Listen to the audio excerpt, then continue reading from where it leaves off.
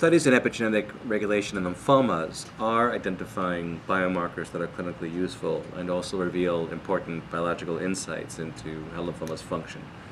One of the aspects of epigenetic regulation that I discussed today was the fact that lymphomas exhibit a great degree of epigenetic heterogeneity. That means that within the population of lymphoma cells, in a given patient, there is considerable cell-to-cell variability in the distribution of cytosine methylation in particular.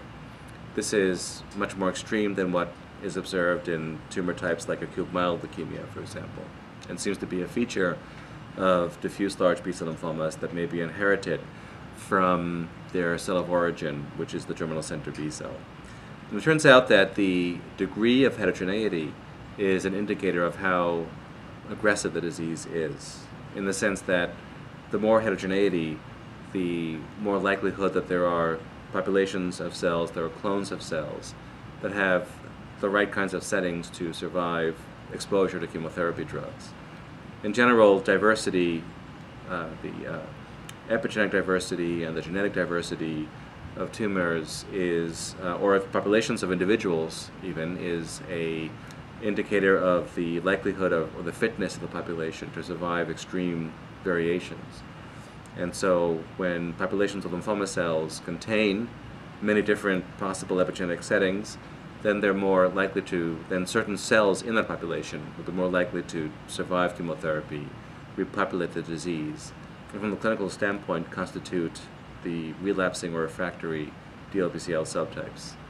It turns out, for example, that heterogeneity is more frequent or more intense in patients with the ABC type DLBCLs, which goes along with their relapsing nature. This is perhaps in part related to the high proliferation rate that's observed in these tumors, because proliferation is one force that drives epigenetic diversification. However, there are other factors in lymphomas that contribute.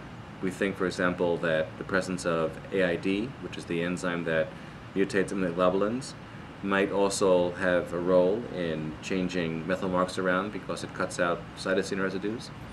And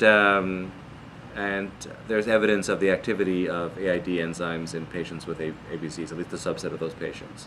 So various influences may contribute to this greater heterogeneity, and this is clinically important because it results in a lymphoma that is more fit when targeted by chemotherapy drugs. The good side is that at the same time these cytosine methylation marks or patterns are reversible, and so there's the potential to use drugs that inhibit DNA methyltransferases to try and overcome some of the deleterious effects of epigenetic heterogeneity in these tumors.